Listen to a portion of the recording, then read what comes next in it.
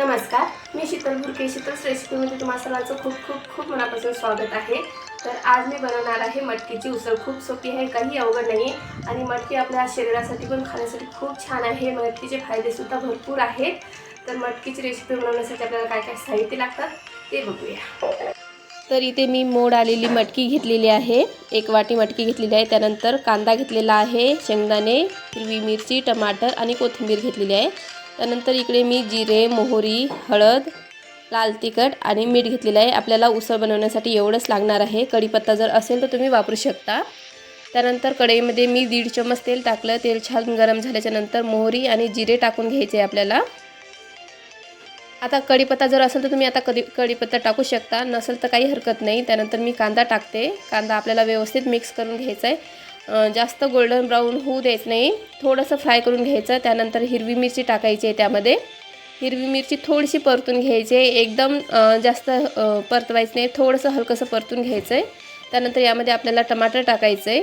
टमाटर छान मऊसूत होईपर्यंत आपल्याला हे व्यवस्थित परतून घ्यायचं आणि त्यानंतर यामध्ये शेंगदाणे टाकायचे. शेंगदाणे थोडेसे परतून घ्यायचे. त्यानंतर यामध्ये हळद, लाल तिखट आणि मीठ टाकायचं आहे. आता याला मिक्स करून घ्यायचं. त्यानंतर यामध्ये आपल्याला थोडीशी कोथिंबीर टाकायची आहे. पूर्ण कोथिंबीर नाही टाकायची, अर्धीच कोथिंबीर टाकायची आहे आणि ह्याला व्यवस्थित मिक्स करायचं. त्यानंतर आता यामध्ये आपण जी मटकी घेतलेली आहे 1 वाटी ही टाकायची आहे आणि जर मटकीला जास्तीत जास्त कोंब आलेली असेल तर आपली उसळ खूप छान होते. शक्यतो जास्त कोंब आलेली मटकी घ्या. हे छान मिक्स झालेलं आहे. आता यामध्ये थोडंसंच पाणी टाकायचं आहे, खूप थोडं. हे बघा मी तुम्हाला टाकून दाखवते.